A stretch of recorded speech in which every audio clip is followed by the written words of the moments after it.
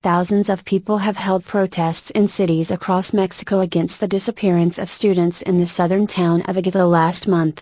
The students had clashed with police during a demonstration and were last seen being bundled into police cars. Hundreds of local vigilantes have joined the search, saying they would conduct a house-by-house search. Meanwhile, forensic tests are underway on dozens of bodies found in shallow graves near the town last week. It is feared the bodies could be those of the students. In Mexico City, family members led a procession, carrying photographs of the disappeared. Demonstrations also took place in many cities, including Oaxaca, Veracruz, Morelia, and Guerrero.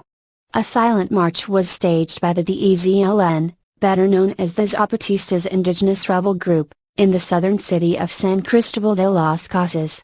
The disappearance and the circumstances surrounding it have caused shock in Mexico. The students, from a teacher college in Ensenada in Guerrero State, had traveled to nearby Iguala to protest against what they perceived as discriminatory hiring practices for teachers. After a day of protests, they wanted to make their way back to their college. Accounts of what happened next differ.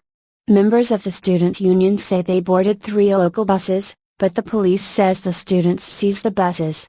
In the hours that followed, 6 people were killed when armed men opened fire on the 3 buses and that of a local football team which they presumably mistook for one carrying students. 3 students, a footballer, the driver of one of the buses and a woman in a taxi were shot dead. Many more were injured. Municipal police gave chase to the students, and are believed to have fired at them. 22 officers have been detained in connection with the shooting. A student who survived the attack said he had seen police taking away his fellow students. "We blame the state for the forced disappearance of our fellow students," Omar Garcia told reporters in Mexico City. Following the incident on the night of 26 September, 57 students were reported missing. On 30 September it was announced that 13 of them had returned home. One name was found to have appeared in the list of the missing twice, leaving 43 students unaccounted for.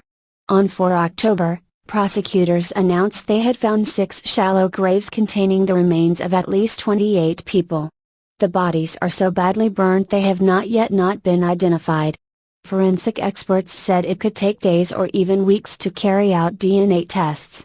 The reasons why police should have opened fire on the students and what may lie behind their disappearance remain unclear. A number of different theories have been put forward.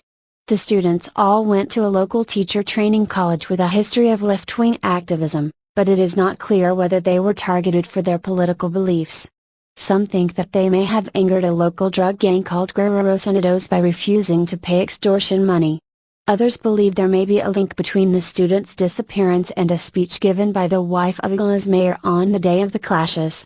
Maria de Los Angeles Pineda Villa was speaking to local dignitaries when the students were protesting in Iguala, and some believe they may have been targeted because it was feared they could disrupt the event. Police are searching for her husband, Mayor Jose